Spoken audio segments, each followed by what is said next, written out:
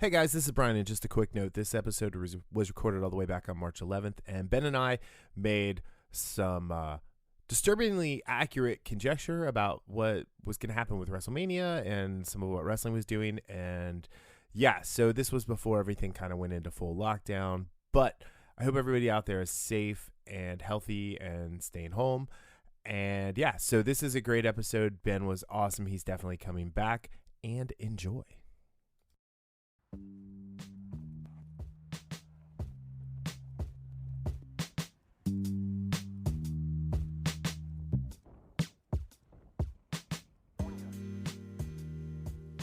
Hey, welcome back to the Infamous Podcast. This is Brian, and joining me this week is special guest. Hi, I'm Ben Silverio. I am the co-host of Time 2 Party with Ben and Erin, a new time travel podcast coming at you very soon. I also did a bunch of other podcasts before that you probably haven't heard of, but they were fun. Anyway. Hey, dude. Welcome, man. I'm glad you're here. I'm really me. excited for Time to Party to like really kick off, just so I can send you angry notes about why I don't like time travel movies. Are you going to be like that guy? No, because I'm not going to do it. I'm not doing it publicly. I'm sending them just directly, like, you know, because we had this chat in Chicago, like, you know, about how I don't really care for time travel, and we've talked about it a couple times. So I think it's a huge MacGuffin, and they never follow their own rules. And yeah, so. But we'll get to that later. So, hey, welcome to the show. Happy to have you. For everyone out there who doesn't know, Ben and I used to be colleagues at sciencefiction.com, where Ben wrote hundreds of amazing articles. Thank you. You actually you kind of picked up my slack when I stepped back to like a super halftime role of, hey, I really just want to do this to keep the email address. So back when you became the Brock Lesnar of sciencefiction.com? Absolutely. I think that is a fair statement, because I do just kind of pop it every now and then to stir up shit and then like disappear for a month. But yeah, no. So I mean, we've known each other for a while. We actually met for the first time in person last year in Chicago when I was up in Chicago, which was awesome. Had an amazing Chinese meal. Good. Like what was that? The Three Happiness? Yes. Yeah, I want to go back there so bad. Like I keep trying to find reasons to go to Chicago. Yeah. So anyway, so kicking off, we're gonna talk about a bunch of stuff. So Ben is also a huge wrestling fan, just like myself. So we're gonna talk some wrestling today. We're gonna talk some Avengers MCU stuff. Ben is actually new to Star Trek, which I just found out literally today. So we're gonna unpack that, and then we're gonna get into some comic book stuff if there's time. So all right. So kicking off, Avengers Campus was announced, the opening today. And if you're listening to this, guys, we're recording this on Wednesday the 11th, so some of this may change, some of it may not, but whatever. So yeah, so they announced it opens when in July? July 18th, 2020 in Disney California Adventure Park. Have you been to California Adventure yet? I have. Actually, I went like the summer it opened. Oh, cool. So I remember the original layout of California Adventure, but I've gone back a handful of times to see how much it's changed. Yeah. And like I've been on Guardians of the Galaxy Mission Breakout, and like I've gotten to see this park evolve into something that was so disjointed and not a very Disney product. Yeah, it was a weird hodgepodge of things. Yeah, it was really weird. It was like a postcard come to life, basically. Yeah. Which and I mean that in a bad way. Oh, no. I get it, yeah. Yeah, but now it's very cohesive. Mm-hmm. There's a story, like there's alcohol. How very Epcot of them. Yes. So, yeah, we went for the opening of Radiator Springs. Oh, my God. What a great ride. And I'll never forget, because at the time I was doing professionally what you do now, marketing and social media, and we got stuck on the Radiator Springs Racer on one of the banks. So we were at a 90 to 80 degree bank, and we got to walk out of the ride. Oh. Which was infinitely cooler than the ride, which we went back and rode later. But I was like sitting there like snapping all these behind the scenes pictures and getting up close, and like you can go back to my Instagram from like I want to whenever that was, like 2009 or something like that. And there's all these pictures, and there's this picture of my family walking up a hill. That's the ride, and it looks like we're lost in the desert, and it's just like the coolest thing. And I had friends who were doing social media at Disney at the time, and the one she called me, like she called my cell phone as I'm posting, and she's like, "Stop." Just stop. I've been trying to message you. You're ignoring me. Stop. It was really funny. But yeah, so no, Avengers Campus seems pretty cool. Like, we're going to Disneyland in May, actually. So I'm excited to get my first trip to Batu. Oh my God, I can't wait to go to Galaxy's Edge. Like, I have friends who are annual pass holders that go all the time. I have friends at work at Apt Electronics in Glenview, Illinois, like who are annual pass holders in Florida who go all the time. Nice. And just hearing all of the stuff from their accounts is just like making me more excited to go. Yeah, my wife has been watching a lot of like the Ordinary Adventures YouTube channel, and stuff like that. So yeah, I don't know. I'm looking at the food. It's gonna have the Pym Tasting Kitchen is the main restaurant.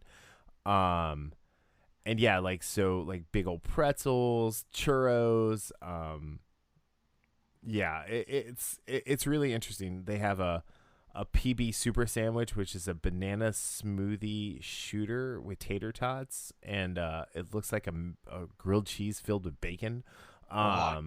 And it may be a peanut butter and jelly sandwich filled with bacon and cheese. I don't know, but like yeah, it's just crazy. Yeah, it like I don't know. I like, we're going out there in May, and this opens in July, and like my wife was like, "Are you upset we're not going to get there?" And I'm like, "No, because we can go back and see that in like 5 years." It's not like I'm like, yeah, I'm not thirsty for that like I am for Star Wars, right?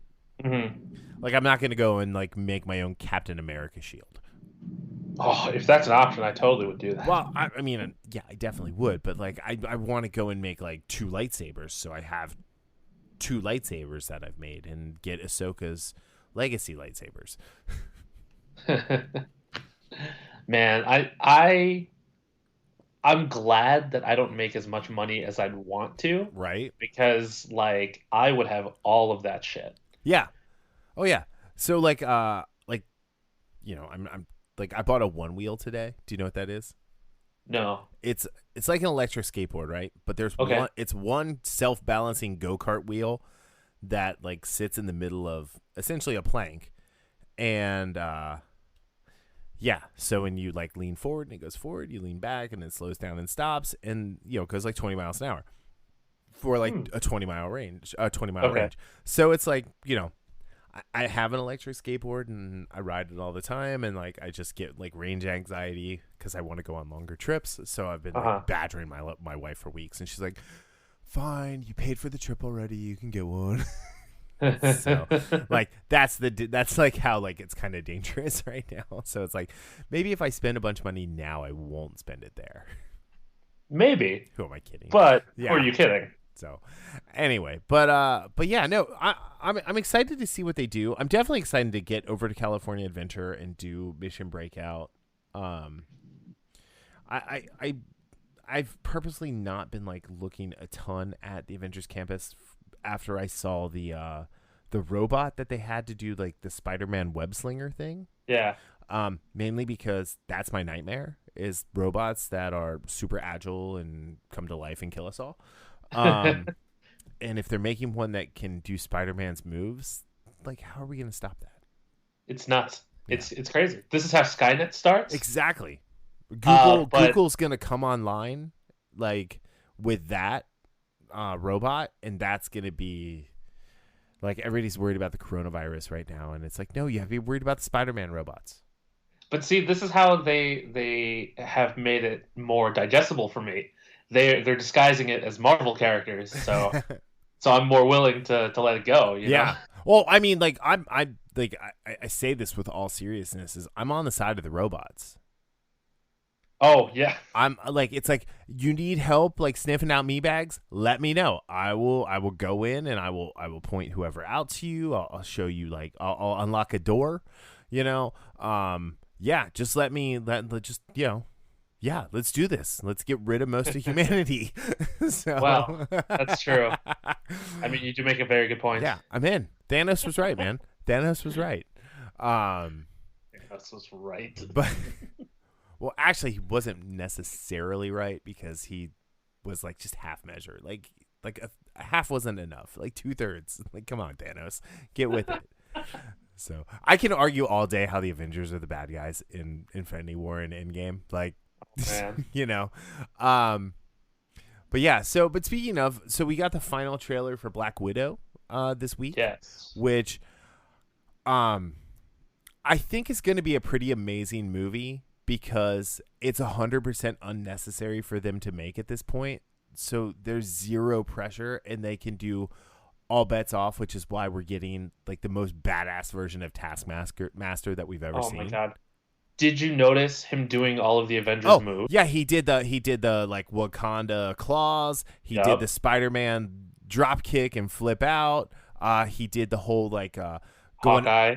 yeah, well, that, but he did the whole going under the punch and like over, like Bucky does. Like, Yep. yeah, it was like awesome. And I mean, because that's what his power is. He can Yeah. mimic any fighting style. And him sitting there watching the tape from Iron Man 2, it's like, all right, is this movie gonna do for Iron Man 2 what Infinity or what Endgame did for Thor: The Dark World? Like, Ooh. make it like, watch it like it's a must watch now, or Yeah. what? So, That's interesting. I hadn't thought of that. right? I mean, like Iron Man, like, I don't know, like I think Iron Man 2 is the weakest of the 3 Iron Man movies. Oh, 100%. And like, you know, I have a soft spot in my heart for Iron Man 3, because Shane Black, and it's essentially just Lethal Weapon but Iron Man. It really is. I mean, you even have like the crazy suicidal white guy and Tony Stark, and then the aging black guy who's too old for this shit with Rhodey, and yeah, and it's at Christmas. Yeah. So anyway, but yeah, no, I think this looks great. I really like the whole family dynamic that they're putting in there. Yeah. I'm afraid it's going to make me like David Harbour finally. Um, so yeah, it's I think this is the safest movie they've ever put out, and I think it's going to end up taking the most risks with a character, and that has me excited, because Yes, there's zero 100%. stakes. We know Right. we know her story. Yeah, I mean, it's not like Eternals where we don't know what to expect. We don't know who's going to respond to this. Right. Like, we already know that the Black Widow has an audience. Right. And people have been clamoring for this movie for the longest time. And now that they put it at like a Dolph Ziggler pace of character development. Right. You know, like, now they're pulling the trigger when we don't need it to, but the fact that they're doing it in the first place is a great sign of where the universe is going from here on out. Right. Because they already did the big name characters minus, one large group of mutants. But, Yep. and I guess the Fantastic Four as well. But, they both mostly played their big cards. Yeah. Oh yeah. Absolutely. And well, are you buying into this conspiracy theory that she didn't die, that it was not her? I don't understand how people would. Like, because if it wasn't her, then she would have came back Right. at the funeral. Right. You know? Right. So, like, there's no reason for her not to be at the funeral if she wasn't there. Yep. Unless like she's just lost in space or in time or something, but I you guess, but but then that's just like, again, proving that Marvel doesn't have the stones to actually kill people off. sure. So I don't know. It'll be very, very interesting to see what they do. Yeah, I'm very excited. I mean, Scarlett Johansson and I have had a rocky relationship Yeah. because I was a huge fan. Now I'm just a fan. Really? You know, What soured you? Ghost in the Shell. Okay, so I'm going to conjecture that it's because you're of Asian heritage, Yeah, and she was a white actress hired to play an Asian role. but also like her comments around the time in in relation to that stuff. Like she just like I never really knew her as one to just to what's the word I'm looking for? Like she wasn't really afraid to like rock the boat, right? Right. But when she was commenting on this sort of stuff, like she uh she had no problem like just disregarding everyone's feelings about it, Okay. All right, you I know? get it. I'm gonna say I watched that movie, and she was the least of the problems that movie Sure. had. When it comes to the Um, movie itself, it looked great. yeah, And the problem was more so with the like my biggest problem with the movie was the way people who were involved in it talked about it yeah, because the filmmakers were adamant that no, this isn't supposed to be an Asian character, but in the movie they literally and figuratively whitewashed the character. right. So like that was a big point for me, like I was just like, Yeah, uh and that's 100% fair, right? Like, it's an interesting time where representation is being more represented yeah, as things are being made and things like that, and you have more and more especially Asian actors, which we really haven't had a lot of showing up. Like I remember Randall Park played like a Hispanic character on Veep, right? yep. But not an Asian character, and that made zero sense to me. And Randall Park is one of the funniest people on just in entertainment alone, and I always found that really strange. Um, but yeah, so I understand, like I get it. This is coming from the white guy who, since I've been born, everything that came before and since has been made for me. So, but I like seeing other things, but I like seeing actual diversity where Yeah. it's like, you have different characters of, different races, different orientations, different everything. And it's just there. That's kind of why I love Star Trek. Did you watch Lock and Key? Not yet. Okay. Did you read the comic?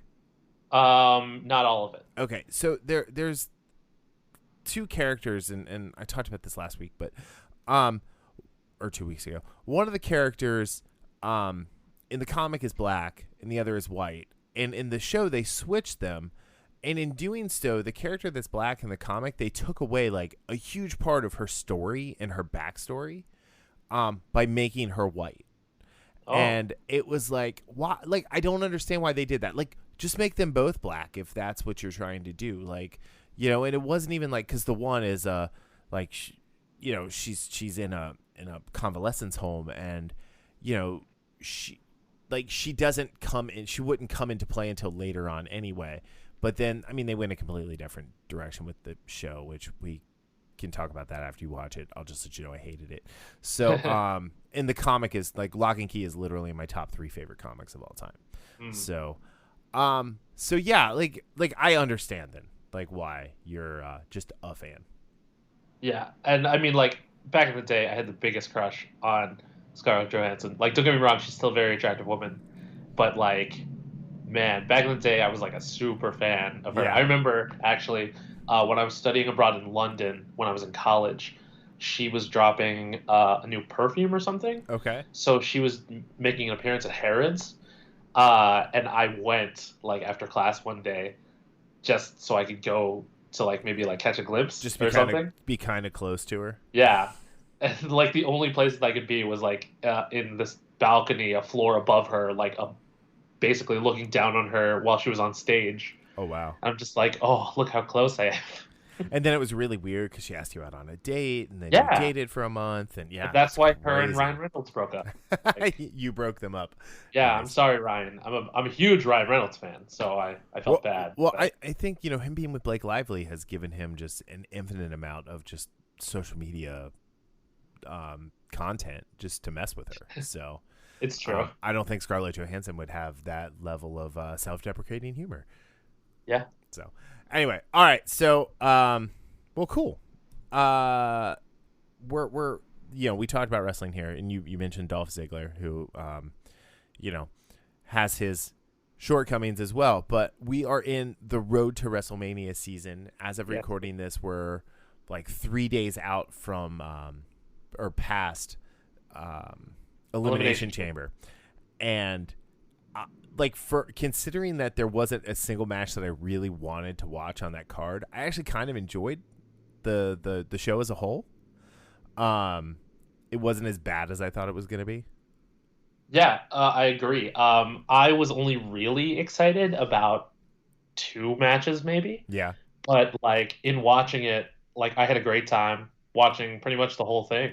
Yeah. Like it was it's kind of like Black Widow, like it was a very safe like event that they were putting on, Yeah. but it exceeded expectations, like we hope that Black Widow will. Yeah, but they took a couple like really big shots that you wouldn't expect the current WWE to be making, which I found kind of cool.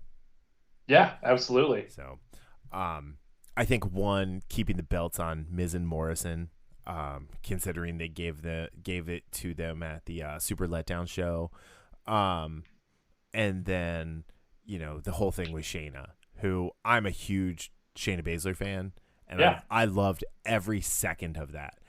And I know people were complaining that there was too much like downtime in between her like eliminating people and the next person coming out, but I felt like that totally added to just the badassery of what she was doing. So here's my thing. My friend messaged me after Elimination Chamber and was like, "Hey, I really don't like that they're trying to make Shayna Baszler into the female Brock Lesnar." And I said, "No, that's not what they're doing. They're staying consistent with her character from her time in NXT. Right. She doesn't just do the same 5 moves essentially over and over again. Looking at her career from NXT to now, her character has been like this badass cage fighter that people cannot defeat. So I look at her as a more badass version of CM Punk. Sure. Because he never did the same move sets over and over. Like he had a repertoire of maybe, I don't know, like 25 different moves that he could pull out at any given time. And he would. I think Stone Cold was a little that way. We were actually just talking about, my wife and I were just talking about this because Stone Cold did not have he wasn't the best athlete, Sure. So, but he also wanted to make sure there was a good show going on every time. So he did what he had to do to make everything fresh every time out. So he didn't just, there was the setup for the stunner, but that was about it.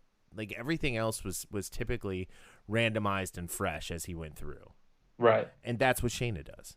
Yeah. And I mean, another point to further, hammer home that she's not the female Brock Lesnar, her opponents got offense in. Just what? A couple, yeah. So yeah, I mean, like still more offense than Ricochet got in at. Oh yeah, I know. Saudi Arabia, I even though John Cena has come out and said, "Oh, Brock is a joy to work with," like I don't buy that for a second. If he was, then why would he face Brock? Why wouldn't he face Matt Riddle? I think Brock is a joy to work with if he wants to work with you. Yeah, as we saw from the Daniel Bryan match. Right. So, or the Finn Balor match. Exactly. If Brock doesn't want to work with you, you get Dean Ambrose or you get Ricochet. And, it's like, okay. I think they need to stop doing their young talent like they have and serving them up as F5 fodder. But, And I mean, that's what bothered me in the moment during the Royal Rumble. They threw a bunch of these, Royal Rumble MVPs at Brock, and then we didn't get as spectacular of a Royal Rumble match as a whole than we usually do. Yeah. But having the benefit of, of being on the other side of it now, the Royal Rumble match, the men's Royal Rumble match, was actually really interesting to me. Yeah. I actually I think I can admit that I enjoyed it, even though in the moment I was furious. See, I loved it. I loved every second of it. I thought it was Yeah, great because one, he walked out first, and you knew he wasn't walking out as the winner, right? sure. And it's like, okay, when is this gonna happen? And it was, is he gonna let enough people get into the ring that they gang up on him? And how is that? And is it gonna be because someone gives him like a hard time, or is it gonna be because he gets cocky? And he got cocky, and Yep. and Drew did what Drew did. Pun intended, Ricochet. Right. Yeah. And I mean, that was a great moment because it built up Ricochet and Drew McIntyre in the process. But then they didn't capitalize on it with Ricochet, Right. which is so unfortunate Yeah, because they could have done a lot with that. I was hoping to see that like Brock Finn style match out of the two of them. Right. But yeah, I don't know. So with WrestleMania coming up, if it happens, right? They have a ton of matches. I feel like they need to move WrestleMania to a 2-day program where they do Oh, half of it on Saturday and half of it on Sunday, I mean, and like do two main events that way. I know that it works for Wrestle Kingdom, but like I don't know, WrestleMania is just such a huge thing Well, then they need to right not now. have 17 matches. No, I agree.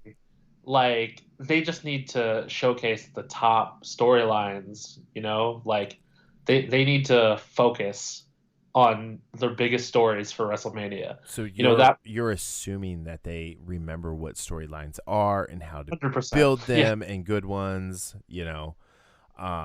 Yeah, because I'm looking at like some of the stuff right now, and we've got Lesnar versus McIntyre, we've got Oldberg versus Roman Reigns, John Cena versus The Fiend.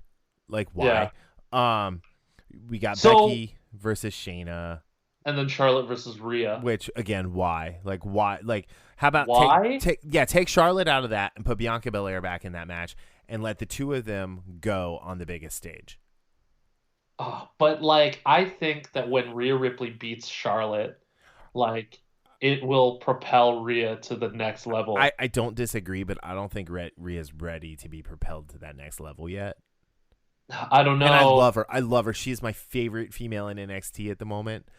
Um, After but Survivor Series, eh, like after that build towards Survivor Series, I think Rhea can handle it. okay, like I mean, she's like 22 though, so like I just Sure. don't want them to burn her out. And I think having just brought Shayna up, like let's give Shayna some time on the main roster, like to really like wreak havoc and let Rhea have a solid like 8 to 10 month run as champ down in NXT and like really like cut her teeth to get ready to come up to the main roster, because I think by that time Bianca will be ready to be like the face that runs the place down there. Uh, But that's just my 2 cents. Um, yeah, and then we have AJ Styles versus The Undertaker, which is a match I don't think anybody wants to see. sure, but if anyone's going to make The Undertaker look good, like he needs to look, after that horrendous match with Goldberg, like they need someone to help The Undertaker get back to that status of phenom. And, you can't spell phenomenal without phenom. Yeah, So, but like those days are never coming back. no, He's too 100%. old, and like I don't think he's capable of putting on a good match like that anymore. I think he needed to hang it up. I think he's I mean, bless him for trying, right? I mean, Yeah. when I'm 933 years old like he is, like I hope I'm half as spry, but he's gonna hurt someone badly, just like Goldberg is probably gonna hurt Roman. Roman badly, Yeah. and He could have hurt the Fiend so badly yeah. when he botched that jackhammer. You mean just the suplex? Yeah. That's that thing there. But yeah, I really don't want to see that. And then like Edge versus Randy Orton has been the best build up of any match that they have on the card right now, and I don't think it's Sure. even officially on the card yet. No, it's not. The the things that are going on in that storyline are so uh just so interesting to me because I don't like Randy Orton. but like I'm invested, you know? Because you Like, hate him. That's why you're 'cause I hate invested. You him. hate him, and he's like, Yeah. he hurt Edge, quotes hurt Edge when he came back, and he's like, I'm just doing it to protect you, buddy. I'm looking out for you, so I hurt you. And then he RKO's Beth Phoenix, and it's like, I'm doing this to protect you guys, and that's the beauty of it. Like he Yeah. thinks he's doing he thinks he's doing the right thing, and even though he knows he's not doing the right thing because he never does the right thing. That's what Like, makes where his was this character Randy awesome. Orton for the past like 5 years? Um, Like, this Randy Orton is like peak Randy Orton. rolling around in that fat WWE money that he gets to not give a fuck On his fucking bus. right? Yeah. So yeah, I don't know. There's one match that I think is getting teased, that I really, really want. Daniel Bryan versus Drew Gulak in a submission match. That would be great because their match at Elimination Chamber was the one of the other ones I was actually looking forward to. Yes, So same. It's weird that like that was a match that you would have probably seen 10 years ago in Easton, Pennsylvania at a Chikara show. Right. But it was like opening a WWE pay-per-view in 2020. Yeah. And I haven't seen Daniel Bryan that happy when he stepped in a ring in like years. Yeah. Like, he was ecstatic to go face to face with Drew Gulak, and he talked about it in his promo after the pay-per-view. Like, he's been wanting to wrestle Drew Gulak since the Cruiserweight Classic. Yeah. And it's just their styles are so similar yet different that I love to see them, butt heads. Are you ever just thankful that they didn't say, "Hey, we're gonna put Daniel Bryan down on 205 Live and just kind of make him the face of the brand," and we all forgot about him? Yeah, that would have sucked. But they recognize that he has that intangible it factor, and they need him. Oh, he is. He's I mean, since he's come back, he's been amazing. But prior to his injury, he was one of just the best showmen, both on the mic and in the mat, or on the mic and on the mat, Yes. of anyone. You could harken back to, and I know Hogan wasn't great in the mat on the mat, but he had that just the crowd eating out of his hand like Hogan used to back in peak Hulkamania, and the whole Yes Movement thing, and then the Eco Warrior thing. I still want that hemp belt. Oh yeah, because what a great call. It's made out of wood and hemp, and it's just really cool looking. But two, because damn, that was a great idea, and was. the fact that Kofi didn't kind of keep that kind of surprised me. I thought maybe he was gonna walk around with that and rub it in Daniel's face. Oh yeah, what Rob Van Dam did. Yep. When he beat John Cena. Yeah, with the spinner. Yeah. But yeah, I don't know. And then I guess so they're talking maybe Kevin Owens versus Seth Rollins, which means it's gonna be Kevin Owens versus the AOP. Well, I guess Razor might be hurt. But in Buddy Murphy, I refuse to just call him Murphy. I know. Sami Zayn versus Braun Strowman, which is Braun can go home. I don't need to ever see Braun Strowman in a match again, and I'll be fine. See, you know what sucks? There was a point in time where I was kind of into Braun Strowman, and like Dolph Ziggler, they didn't pull the trigger when they should have, right? And then I got tired of it, and I got even more tired of it when he took the Intercontinental Championship off of Shinsuke Nakamura, who was one of my favorites, and literally one of the best in the world. And he only defended that title 3 times during his reign, which was bullshit. Yep. So, but I mean, Sami Zayn actually getting back in the ring to wrestle was one of my favorite things about the show. And he's such a great heel, and the fact that he came cosplaying as Fidel Castro cracked me up. So, I don't know, it was just so funny, and I love Sami Zayn, his obviously El Generico, and then what he did down in NXT. Who? I'm sorry, I know the artist formerly known as. I mean, didn't he die in Mexico trying to save children? I think so. It was that giant fire where he saved the babies and the puppies. Right. Um, all 7,000 of them. Crazy. National hero, that El Generico. Global hero. Global. Global. So, anyway, but yeah, I don't know. But I think the other thing that we would be remiss is just talking about WrestleMania is everything that's happening right now with the COVID-19 or coronavirus, whatever you want to call it. There is like a real possibility that WrestleMania might not happen or could be canceled or postponed or done in a arena with no people there. NCAA has made that call with the NCAA tournament. As we are talking, the NBA just suspended their season until further notice because a player from the Utah Jazz, Rudy Gobert, tested positive for the virus. Oof. So the Jazz game against the Oklahoma City Thunder was postponed after the scheduled tip-off, and fans were sent home. Wow. So, yeah, that's. I mean, it is a thing, and so yeah. it's like, do I leave my house? I didn't go hoard toilet paper, so I think I have to leave at some point to get some supplies. But but yeah, I mean that's a real thing to consider. Yeah, like I know that the city of Tampa is meeting tomorrow about this. Yeah. So by the time, Yeah, I mean the by the audience time is this listening to comes out, this, yeah.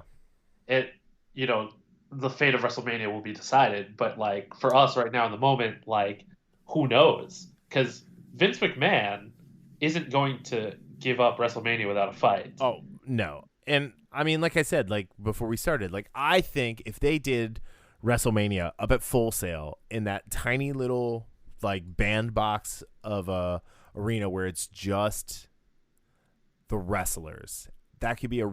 really interesting show, right? So Marty DeRosa of Marty and Sarah Love Wrestling fame, and Colt Cabana's buddy fame. Marty tweeted earlier today, basically the same thing, except having it in the arena it's supposed to be in. Uh, So like just having no audience, just the wrestlers and the VIP talent that was yeah. supposed to show up, and all of them ringside. Yeah. Because if you remember Halftime Heat Yep. recently, the one they did in NXT, like that was just in front of the wrestlers, Right. and I think it still worked. Yeah, because the Like, one that they did with Mankind and The Rock, sure, like 20 years ago, whatever, yeah, worked, and that was in an empty arena as well. So, but I like the idea. I didn't even think about putting like the wrestlers in the stands, and maybe there aren't entrances. It's just like okay, they're up, and it's like a wrestling meet or a swim meet or a basketball game where it's like, all right, it's my turn to go up and wrestle now, and they just walk out of the stands. That could be pretty cool. But that also shows that they're all still fans. Also, Yeah. like they're also as invested in these Yeah. characters as they are, to be happy for their coworkers. Mm-hmm. And it'd be fun to watch them cheer and boo, and like maybe like there's a heel rooting for a face to win, and like it's like wait a second, what's happening here? That would be a lot of fun, and you could build a lot of storylines coming out of that as well. But so my wife is a big wrestling fan as well, and she's been watching the Monday Night Wars all day because she worked from home today, and she just kind of had that on, and then when she stopped working, she's like, oh, I'm just gonna keep watching this. And they got to the point where it was like NWO versus DX, and how like NWO, like everybody was a part of NWO at one point, and DX was never had more than 8 members in its entirety of its thing. But it's because WWE back then was able to show restraint and WCW wasn't, and now WWE has zero restraint and zero patience. Whereas like AEW might like do something like that and build storylines out of it. But WWE would do every single finish would be some sort of wonky schmoz finish. And that would just ruin all the cool stuff that they were trying to do. Yeah, I mean WWE frequently does that, so it's not like bastards. It's not like we should be surprised, but like when they do something interesting and fun and we're surprised, like that's still nice. Right. And they should be You know? celebrated for doing something interesting and fun, like Shayna Baszler choking out 5 other women. Yeah, I mean, like, oh God, I'm just hearing my friend's voice in my head being like, "Oh, female Brock Lesnar." I'm just like, no, that's not what it is. You're It's way wrong. more interesting than that. You are wrong. There is actual nuance here. Thank you, Paul. Yes, Um, exactly. yeah, so I don't know. Like I think, looking at what we have so far, right? Like I definitely want to see Drew McIntyre win. Yeah. I definitely want to see somebody else win the Universal or the Blue Universal title off of Roman and Goldberg. Maybe like someone just randomly comes down and says, "No, I'm in this match now and it's mine." Um, But see, the thing about that match is that WWE has finally found a way to get people to cheer for Roman Reigns. You know, for now. yeah, but I like, don't think I still don't think he's, and this is really sad to say for what he went through. I still don't think he's built up enough goodwill from the fans that he can be an effective champion. I don't know. I think they like him because what he's been doing lately with Baron Corbin has been good. It's been it's been too much of it, but it's been good. And with him running around like this is my doghouse or my yard or whatever, and just like that, all that rhetoric, like nobody wants that from him. Nobody wants him to be the top guy. Just like nobody wants Seth Rollins to be the top guy. Sure. And I mean, Roman's whole deal is that he survived, Oh yeah. when he very well couldn't have. But like, also, he's the lesser of two evils in this situation True. because Very he's true. there every week. He's busting his ass for WWE. He's put in the work. Like, I remember when he first started and he could barely cut a promo, and now Oh, like he's come leaps and bounds. Roman from 2 years ago, even versus Roman now, is a completely different person. Like, Yeah. just completely different professional wrestler. I mean, I don't know how he is as a person. I imagine he's a very nice man. So, but yeah, It's just you love to see a wrestler put in the work and improve.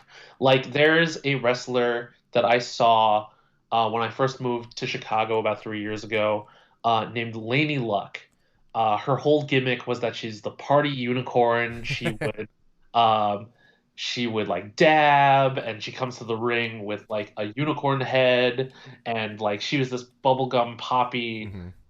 you know, but also really green at the time, and like I wasn't really sure about her.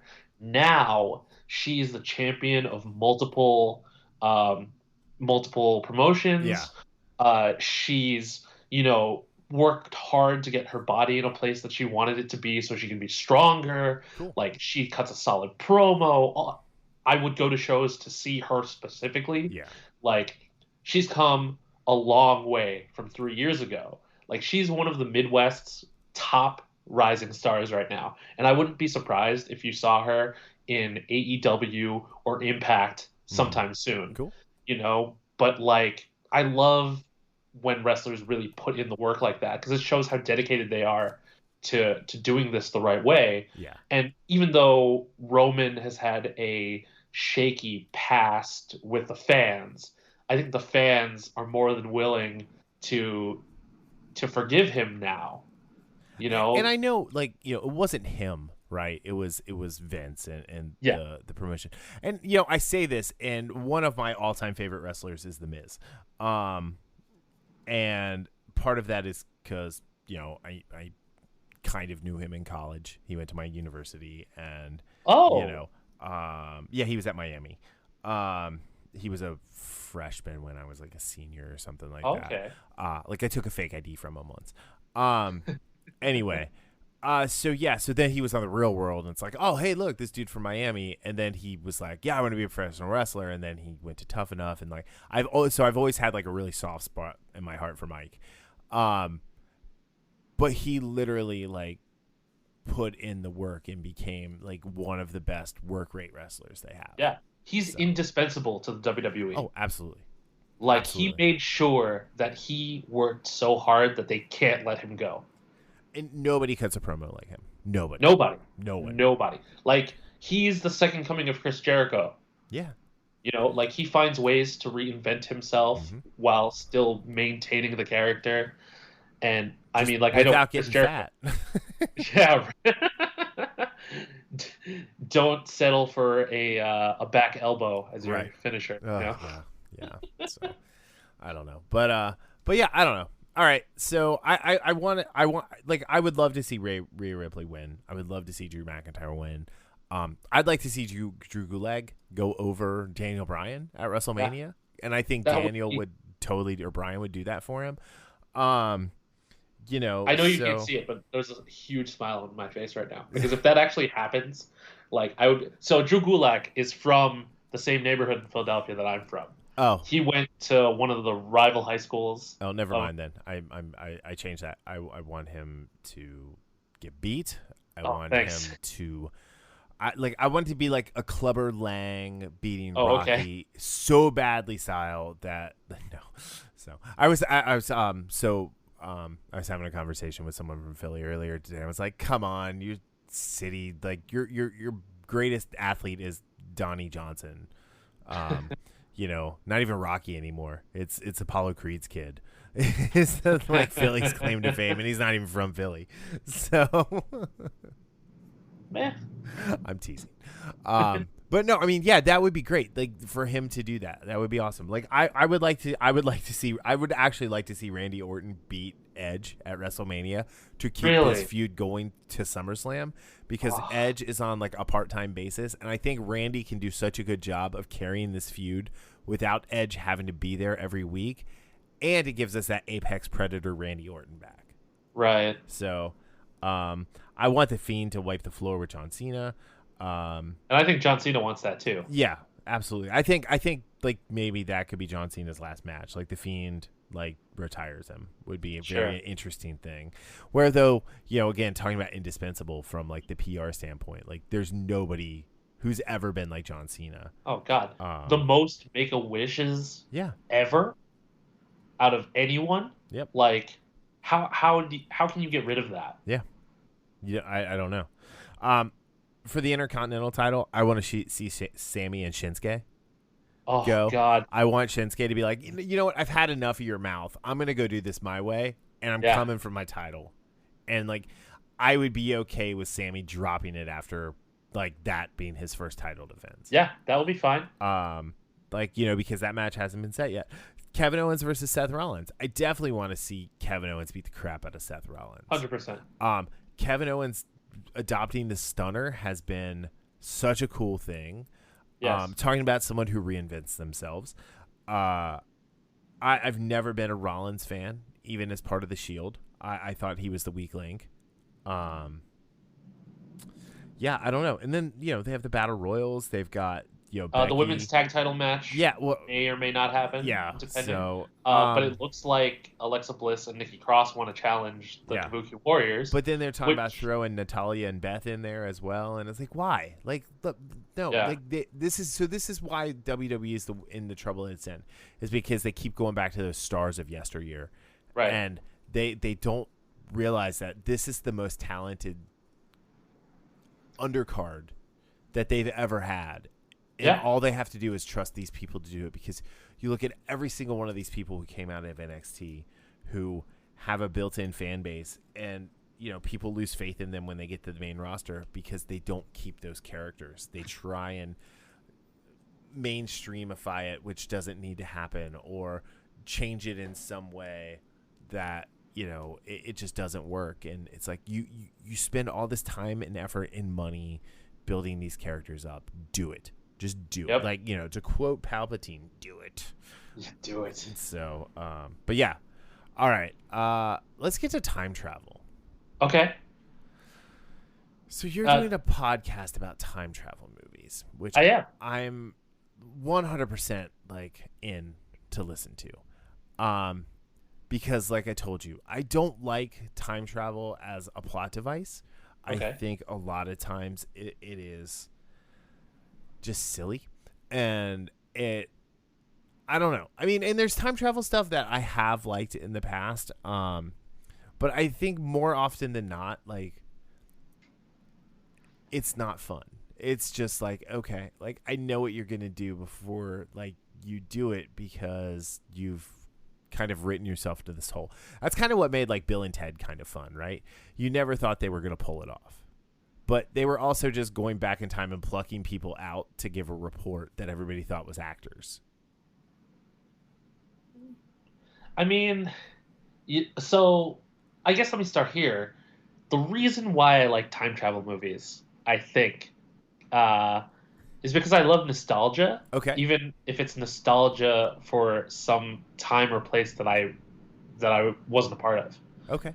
Like I'm one of those people that I think if you bottled nostalgia and like sold it, I would probably buy a case Oh, you would do the weekly. nostalgia like from Watchmen? Like you would Yeah, buy other people's memories? right. Because like I essentially, if I'm looking at my movie collection right now, and like that's kind of what it is. It's it's sure I have Star Wars and all the Marvel movies and all my Disney movies, but then I have all of these like Casablanca, It Happened One Night, like all of these obscure like TV shows that Mm-hmm. people probably don't remember that much. Just like Earth Girls Are Easy, Such a like great movie. such a great Jeff movie. Goldblum is awesome in that. And it's Gina Davis, right? Yeah, Yeah, Gina Davis is great in that as well. So but that's yeah, it's like, and you look at my Spotify, I've been listening to a lot of Hank Williams, okay. uh, for some reason, along with the Soggy Bottom Boys and Nice. the Crazy Rich Asians soundtrack and two different versions of Oklahoma. Okay. Like, I have this such eclectic selection of media to consume, because I love going back to those different time periods and seeing how they were. So for time travel movies, you take someone from the quote unquote modern day and put them into this other time period. I just think it's a lot of fun. Like I've always enjoyed this like fish out of water type of a story. So you can do the fish out of water without the Absolutely, you trying. can. Like you look at a movie like Blast from the Past, right? Yeah, That's a total fish out of water, and I would argue that's kind of a time travel thing in a it way. is. Yeah. Great movie. It's a lot of fun. Brendan Fraser kills it. Alicia Silverstone is awesome. Nathan Fillion playing the kind of character he should always play. Um, so I get it. It's like, and I love Back to the Future 1. I Not so like much two. parts of 2 and 3, but I'm not like a huge fan of I don't have to watch 2 and 3. Like I watch Ghostbusters, but I almost never ever watch Ghostbusters 2, right? Back to the Future 2 is like one of my favorite movies of all time. Okay, why? Like, and I'm not like why, Ben? Tell me why. No, it's like, Yeah. but I mean, why is it one of your favorites? So it adds another layer onto that fish out of water thing that I initially brought up, and adds another fish of the same person. Mm-hmm. So like it's almost like those Benny Hill videos, where they're like running, just narrowly missing each other. Like, I don't know. I love a good farce, Okay. and I love a good alternate universe. It's just Back to the Future 2 has so many of the storytelling tropes that I've come to like love so much in one movie. Okay. So, plus, Back to the Future 1 is like a cinematic, milestone, Oh yeah. like masterpiece, Yeah. So, sequels tend not to be good. So for Back to the Future 2 to bring something new to the table really made it stick with me. Okay. That's fair. I mean, I can see and appreciate your point. While still not having Sure. enjoyed it as much, but that's the beauty of all of this stuff, right? Is we all have different opinions and we all bring different aspects of our own life to things. Like, did you Right. like Joker? I did not. Okay, I hated Joker. Like, Yeah. I thought it was just. I think it could have been a good movie with a good director. Absolutely. That is 100%. And Where I stand I on it. think it could have been a good movie with Jake Gyllenhaal instead of Joaquin Phoenix, but I mean, I'll leave that for you know. another day. Yeah. So no, okay, no, I okay. So I understand your like the time travel thing. And I love the idea of you and Erin watching these movies and then talking about them. I think that makes for a great thing because you can look at like, okay, Marty came back and almost immediately got access to a new time machine, right? Yeah. Why not go back again and fix some of the stuff that he messed up? And like Marty, for a character who is all about like, don't call me Yella or I'm not a chicken, certainly had zero integrity about going back and like coming back to his new present and being rich and wealthy and like, you know, like it's like, oh, like, you know, and who's gonna argue that? We all would do what he did in his shoes, but he's presented as this person who has like a higher like moral authority in a way, and then he almost sleeps with his mom. So Yeah. you And know, I mean, it's like I think that's what makes Marty McFly such a good protagonist because he's so not problematic, but like he's not a Boy Scout. You know yeah, what I mean? Like he's flawed. There you go. That's what I'm trying to yeah, say. He's a flawed person. So it makes him feel real. That's why I like Marvel characters for the most part and the Marvel universe because like these feel like these could be real people. yeah, Marvel universe, the world around us. mm-hmm. The world outside your window Yeah. is, I believe, what Stan used to say. That was one of their taglines. Yeah. Yeah, and like that's how I feel about some of my favorite movies like that, like Cool. with Back to the Future, even though the time travel thing doesn't exist yet, Yeah. or isn't at least it's not commercially available. All right. So what are some of the movies you guys are going to review? Okay. I don't want to give all of it away, but the first one we're doing is Hot Tub Time Machine. All right. I know, weird choice, right? No. Like it's just I don't know. We didn't want to go with one of the classics right up front, and we just wanted to like have fun with it. I think. I think Hot Tub Time Machine works because of the comedy and Rob Corday in particular. Yeah. Lugal was just a masterstroke at the end. And then you have Crispin Glover. Yeah. And just kind of the whole like kind of the wink wink nudge nudge of it all. But okay, cool. I'm excited. I'm excited to hear what you're saying. Yeah. Sebastian Stan Right. also is peak '80s villain in this movie. So that's always fun to revisit. I bought my daughter a spider like jacket. Not the ski jacket, but it's like, it's that brand. But Yeah. that's the brand like that all the ski villains wore in the 80s. Yep. And so I bought her one. I'm like, and I was explaining it to her, and then I got one for Christmas, and I'm like, man, now I feel like one of the bad guys, and I always identified with like John Cusack and Better Off Dead, and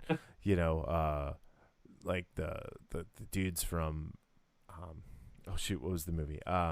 Aspen Science. Extreme, that kind of thing. Like I was never God. I was never like the guy who wore like the spider gear. I was, I had like the stuff I got at Target. But no, that's cool. All right, can you give away the second one or no? I'll leave that one to be a surprise. Okay. So now Leave them wanting more, Brian. Yeah, I get that. So when does the first episode drop, or has it dropped? It has not dropped yet. I didn't think so. Okay. And we have not announced when it will drop as of this recording.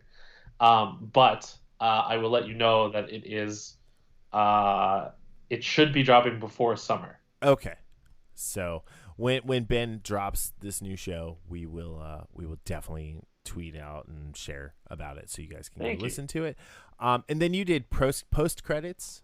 Yes. Was one of your previous ones, and Pretentious Film Majors, which I do remember. I never listened to post credits though. What was that one about? It's okay. Post credits was my attempt after the Pretentious Film Majors to still kind of stay in that spot of like, oh, I'm a movie critic and doing all these interviews on red carpets, and I want to talk about all this entertainment stuff, but I didn't have the resources that I did with the Pretentious Film Majors. Yeah. Because, that radio show took place while I was in college. Mm-hmm. So we had all of the college's equipment and the radio station and all of the help that we could ever ask for. Yeah. Whereas post credits was a podcast about entertainment and everything that happens after the credits. So like once the credits roll, then we can talk about it. And I covered everything. Like I covered theater, I covered wrestling, I covered TV, movies, comic books, all of that. Cool. It was basically an excuse for me to share some of my interviews with people and to talk about the stuff that I like. If I remember correctly, I talked about the Young Bucks nearly Nice. every episode. Wow. And my producer used to call me out on it all the time. That's funny. He'd just be like, "Why are you talking about the Young Bucks again?" I'm just like, "I saw them wrestle live. I don't know. I like arena." them. They're fun. They're yeah. They cosplay. Cool. All right, so let's close out on Star Trek. How are you new to Star Trek, being the level of geek that you are? I know. The level of just fandoms that you're a part of. How did Star Trek slip through the cracks? So when I was growing up, none of my friends watched Star Trek. It wasn't until college that I met people who were like really adamant about it. Would you even call those people growing up friends if they didn't watch Star Trek? I'm kidding.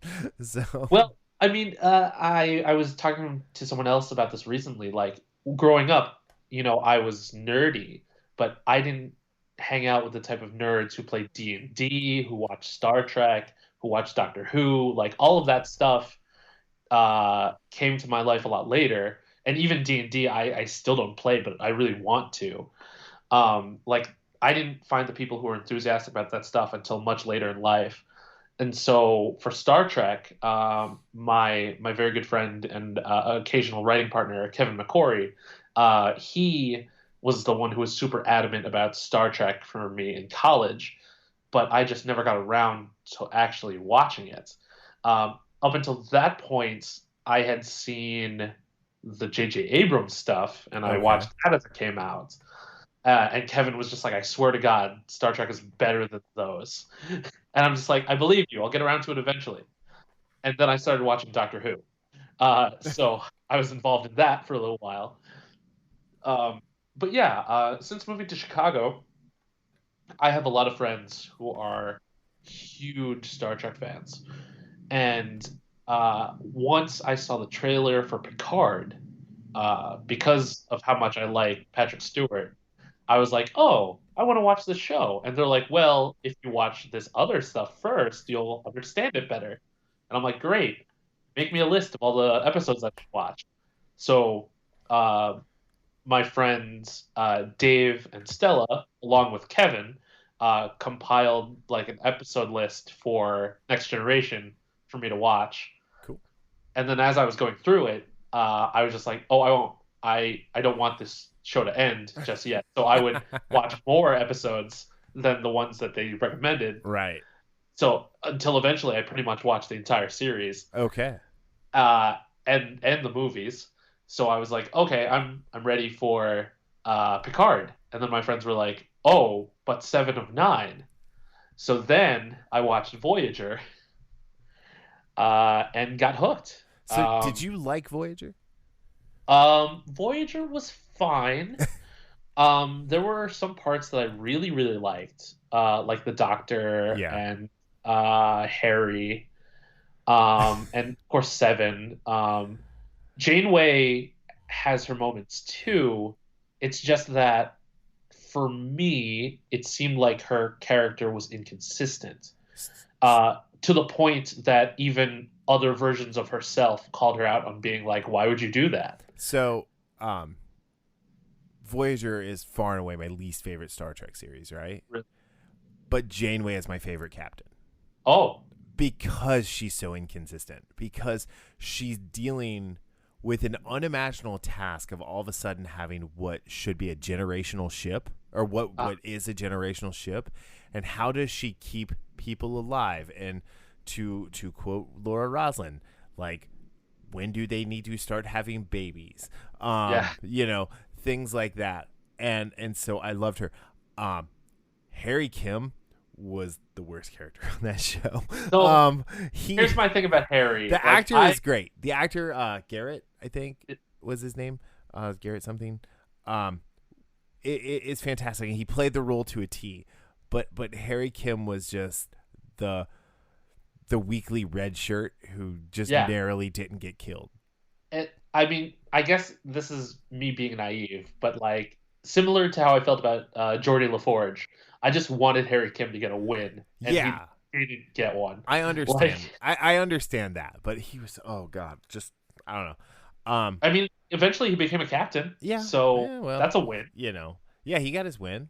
Both of them. I think Jordy became a captain too, right? Yes, right. And then I enjoyed 7 of 9 on the little bit we saw her on Picard so far, much more than I enjoyed her on Voyager. Interesting. Now, I mean, she's beautiful, and like I think a lot of times though she just got reduced to that skin suit. Yeah. And 7 of 9 wasn't really ever meant to be a fully baked out character, and it was just by happenstance that it happened. Yeah, I mean, I can see that. Why? Was there something like in that the fans really embraced her, so they brought her back for more? Is that what happened? Well, I think she got like some interesting character growth at the end of Voyager that I don't think they intended to do. That it was just like, okay, like Jerry is a fantastic actress, and like let's give her something, because Star Trek has never just been about like the TNA, right? Right. Like Jolene or Jolie, oh crap, what was her name on the Vulcan from Enterprise, to Paul. Like they went a little TNA heavy with her for the first couple seasons of Enterprise, and for a while there, like Troy, Counselor Troy's neckline plunged a little deeper every episode. But so did Picard. Well, exactly. But like it was never like, they never overly sexualized a character until 7 of 9. Right. And so yeah, I don't know. I felt like I don't know. I just it's just one of those things where having her back in Picard and having her be the badass that she is much preferable. Yeah, I mean, the thing that I liked about 7 of 9 on Voyager was similar to why I like Data. I love that exploration of humanity, what it means to be human, from these two characters that were not, essentially. So, like, their analysis of being human, I guess this is kind of this feels kind of corny to say, but like by them examining what it means to be human for them made me think about what it means to be human for the rest of us. Okay. I think that's what they're intended to do, though. Sure. And like, so in that sense, I think they succeeded for me. Mm-hmm. But I also didn't have to wait week to week for all of these things to happen to get the conclusions or the answers that everyone had to wait forever for. So like I didn't have to do. Oh, sorry. You like Picard? Yes, yeah, I like Picard a lot. Have you watched Discovery yet? I have not. Okay, you have to watch Discovery. I haven't seen Discovery, Enterprise, or Deep Space Nine, or the original series. Oh wow. Okay, so, Deep Space Nine is probably my favorite. It was for a long time. I don't know if that really still stands, and I don't think it holds up as well. Enterprise was probably my most rewatchable series, because I like Scott Bakula until Picard and Disco, and now Discovery is giving me something, and I'm not gonna spoil it, that I have wanted to see out of Star Trek for 20 years. Okay. So that happened at the end of season 2. So yeah. Do I need to watch anything prior to Discovery to jump right in? Nope. You can just jump right in. Okay. So maybe that's kind of the beauty of it. So I watched the first episode of Picard, and then 3 days later was caught up on Discovery. Oh. So yeah, I just busted through it. Like I could not hit next episode fast enough. Yeah, maybe in the break between Picard seasons 1 and 2, I'll watch Yeah. Discovery. Yeah. Because season 3 is coming back soon, or coming soon. So, um, but yeah, it's so funny to me that you're new to all of this, and I like know, I'm right? so excited for you too, because like there's like IDW has done some really cool comics, like crossovers with the Next Gen and like the Green Lantern Corps, um, Huh. the Next Gen and like Planet of the Apes and things like that. You had like a whole run from DC with like the original series characters, like that took place during the movie timelines and stuff. Uh, yeah, So it's I picked up a Star Trek comic for two reasons. One, I like Ensign Ro, yeah, and she was featured in some comics, and I picked those up. Two, uh, I can't remember his actual name on the show, so I keep calling him Captain Fraser Crane. I wanted to know more about the character that Kelsey Grammer's yeah, played. And because I remember watching that episode, I remember being stoked leading up to it because Kevin knows that I love Frasier. So he was like, hey, this is Kelsey Grammer's episode. I'm like, awesome. And then when he was in it for like 2 seconds, I was just like, that's it? And he's like, there's a novel and some comics. And I'm like, I need to get those immediately. yeah. The novels are good. Well, not all good. I mean, it's like the Star Wars expanded universe. Some of Sure. it's really good, some of it's not. Um, but yeah, cool, man. Like, I'm so excited for you to have this journey to like go through and watch some of this stuff, and like good or bad, you should definitely watch as much of it as you can. Yeah, 100%. I'm definitely into it. Like, this is how I felt when I got into Doctor Who when I was in college. Yeah, Because like I mentioned, I studied abroad in England, but I didn't start watching Doctor Who until after I came back. sure. Because I was looking for all of this like British television just to remind me of being back over there. And then I was kicking myself because I was like, I could have gone to see all of this shit in person because the Doctor Who experience was still around in Cardiff Oh, at the okay. time. So I could have gone to all of that and just like didn't, like It an was idiot. right there. Yeah, right there. Ugh. But like I feel the same way in that like now I'm getting to jump into this like decades old fandom, you know, and all my friends are so excited about it and they're excited like you are for me to like Yeah, watch it. And in a way they're kind of like reliving how they watched it for the first time. yeah. Like So it we did a whole like year of Star Trek with I think it was the 50th anniversary or whatever, where we did like all the movies at that point up until like Star Trek Beyond came out, like all 13 movies at that point. wow. We did a month where like each week we did a different series that we talked about and everything. It was like a whole ordeal. And there are definitely like there's lists of like what to watch. Cool. So like if you go back to the old show notes and just like look up Star Trek, All right. it was like 2 or 3 years ago. But yeah, I know. I've been doing this for like 5 years. Wow. It's crazy to Congratulations. think about. Yeah, I know. The 5th anniversary is coming up into like Ooh. July. So I'm gonna have like a big extravaganza, fireworks. Like I'm gonna have pyro. Like Nice. Have someone compose theme music or like new entrance music for you? Oh yeah. Some special ring gear? So yeah, I definitely like I have the T-shirts and stuff, and I'll get a special T-shirt made. If you have a Ric Flair style robe made for the infamous podcast, I think that'll be a wise investment. Yeah, I think so. I mean, that could be like a family heirloom moving Yeah.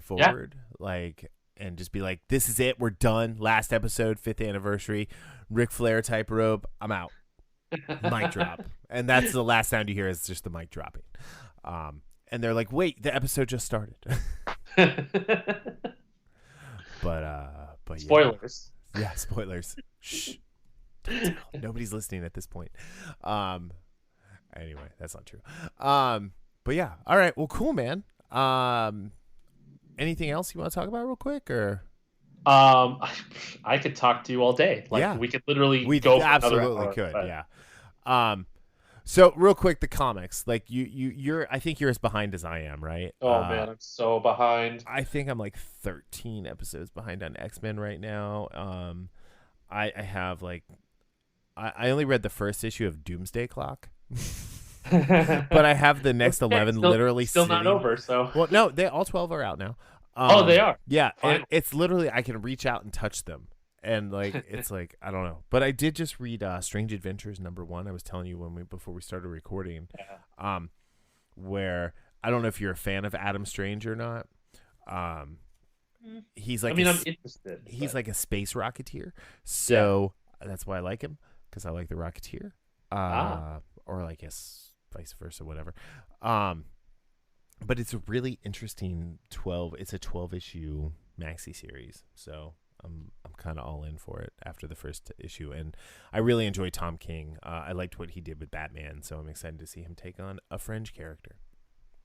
yeah, that would be very cool. So Like, I'm so behind on Sex Criminals that I just forgot what number was the last issue that I yeah, read. So I'm just going to reread all of them in anticipation for the end of the series. so I have the end part 2, issue 27. I don't know if that's the last episode or last issue or not, but I think it's supposed to be. okay. Well, then I'm probably 4 behind on that one, but Yeah, I need to pick that issue up too because I that's think been the a last. great little perverted, awesome, just crazy story. Oh yeah, That Zdarsky has done to a masterful. Matt Fraction and Zdarsky have just killed. yeah, 100%. Both of them are insanely talented, and to have them on this book has been a joy. I'll be very sad when I get to the very end. Yeah, You now I know, don't think I'm going to read that one. I'm just going to leave it like we were talking about. It just never ends. just leave it. It's just that's it. It's done. Like it'll never ever end. Yeah. Speaking of never ending, because they keep coming back, I'm very behind on Firefly. Oh, okay. I read the first, I want to say 4, and like they're definitely way beyond that at this point. Yeah. Like they did like an all-girl series with it too. Oh, I think that was like a graphic novel. Yeah, so I have that. I didn't Yeah, read I got to it. read that. I don't know. I kind of like fell out of love with Firefly. What? Yeah. Ah, I'd still love it. Yeah. I'm a fan. But also, Greg Pak is writing the series. Yeah. Well, I I do love like Greg him, Pak. so yeah. Yeah, like Amadeus Cho, one of my favorite Marvel characters, you know. But I'm extremely behind on Agents of Atlas Okay. and the series that are connected to that. I know that it's just been like a series of like limited series, but I read the one for War of the Realms and then haven't gotten around to the other stuff yet. Okay. But I bought them all when they came out so that I could hopefully have more to read in the future. Because that team of Agents of Atlas was just so fun. Yeah. Like I know they just took all the Asian and Asian American characters in the Marvel universe at the moment and threw them together, but like it just felt right. Like Yeah. I don't know. Amadeus Cho, as what was it? The totally awesome Hulk. Yes. I think is one of the more underrated Marvel series that's been out in the last 25 years. 100%. Did you like when they brought Jeremy Lin in and they had the Linsanity 2-issue That was arc? so funny. It was hilarious. It was so funny. It's like, do you think they like how much input did Jeremy Lin have on that, right? Or did they just like, hey, we're just gonna use your likeness. Here's like a pile of cash. Maybe. But yeah, I don't know. Either way, they made it work, and it was a lot of fun. Yep, absolutely. So, cool. What else are you behind on? Snot Girl, Runaways, Money Shot. Oh, Have yeah. you heard about this book? I've heard Money about Shot? it. I haven't read it. Yeah, I've been buying all the issues, but I haven't read any of it yet. But the premise sounded funny enough that I would probably want to read it, so I've been picking it up. Let's see, Glow versus the Babyface. I'm behind on. Okay. The Man That Fucked Up Time. I heard about that one. I didn't read that one yet. I'm not gonna lie, I picked it up because of the title. so I hope it's good. I just picked up Outer Darkness Chew crossover. I don't know if you read Chew or not. The No. John Layman, Rob Guillory Gilroy, Oh yeah. about the people with food powers. Right. You the main character and his whole family is obviously Tony Chu, so you might enjoy that. I don't think I don't think John Layman is Asian, but you never know. But like it's such a good, it's done too. It's only 60 issues, so you can go and like finish and everything, and it's the world where I feel like I pitch this every episode to like the guests I've had on lately, because it's up there in that top 5 list. So like the FDA is the most powerful law enforcement agency in the world. Oh my god! Because there was a avian flu or avian type flu that went out and killed a bunch of people, so chicken became illegal. And so now, like, there's black market chicken and stuff like that, and it's just like, yeah. And so then all these people have food-related powers. So, like, Tony Chu is a symbiopath, and anything he eats, he can see its entire history up until that point. How sexy does this comic get? Super sexy. Because he's a total badass cannibal. Because he's a cop, and so he'll like nibble on like the pinky toe to figure out how people got killed. It's so cool. Oh, yeah. My mind went somewhere else entirely. Yeah, I know. So that sounds awesome. I will have to check this out. Yeah, Chew is amazing. It is like I think it's on Comixology Unlimited. So okay. I mostly heard of it because the artist did a variant cover for CM Punk's Thor story. Yeah. So that was when I first became familiar with the name. Okay. But I hadn't read anything. I mean, I still haven't read anything, but I'll definitely check that out. Yeah, totally worth checking out. There was one other thing that I got that I've been excited to read for a long time, but I still haven't gotten around to it. I bought Is This Guy For Real? The Unbelievable Andy Kaufman by Box Brown. Oh. Box Brown did a great book about Andre the Giant. And like he illustrated it and everything. So he did the same thing for Andy Kaufman. Cool. So I'm really excited to read that because I was obsessed with Andy Kaufman when I was a kid. Yeah. I still kind of am. So. Yeah, same. He's still out there. I don't know. At this point, he's still out there, but he was still out there for much longer after he was supposed to still be out there. I definitely believe that. So, but I don't know. That's cool. I'll have to check that out. I'm gonna have to find that. Yeah, I definitely recommend it. Even his Andre the Giant book too. Yeah. Like Box Brown is just has a great eye for these autobiographical stories. Cool. Did you ever get to see Andre wrestle in person? Oh, dude, I'm not that old. Ha ha ha. I got to see him wrestle Hillbilly Jim. No way. Yeah. At a house show. But it was still awesome. That's pretty cool. So, I'll never forget it. Like, he was humongous. Yeah, he was giant. Like, literally. Yeah. The name fit. And Hillbilly Jim was not a small guy. He was like 6'8", like 350, and he wasn't like Haystacks Calhoun fat either. I mean, he was built like like they were back then. Yeah. And yeah, it was awesome. It was so cool to watch.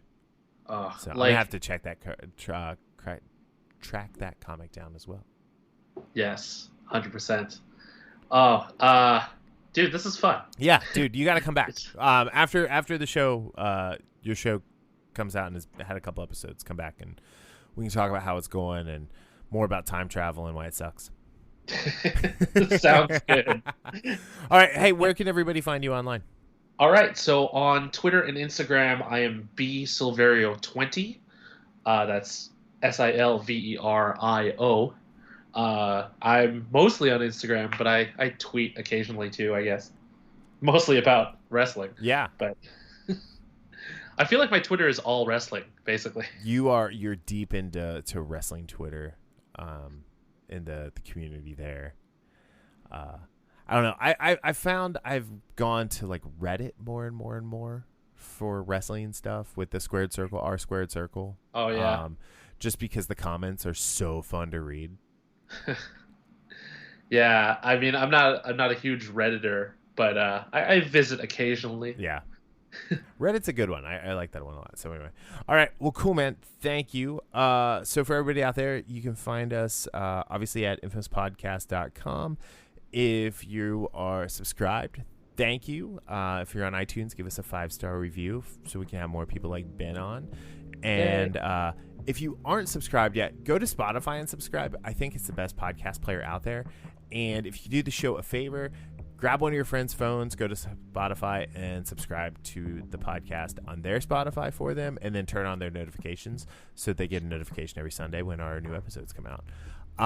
We're on Facebook, Twitter, and Instagram as Infamous Podcast. And if you like what you hear and you want to help support me in the show, it's Infamous Podcast, or it's patreon.com/Infamous Podcast, or you can go to our website and click the Comixology link and get a free 30-day trial to Comixology Unlimited, or check out our merch store with some of our cool shirts. I'm actually wearing my Arabesh Infamous Podcast shirt today, so well worth checking out. So anyway, Ben, thanks again. This has been awesome. You. Can't wait to do it again, and we'll see you guys next time. Later. Bye.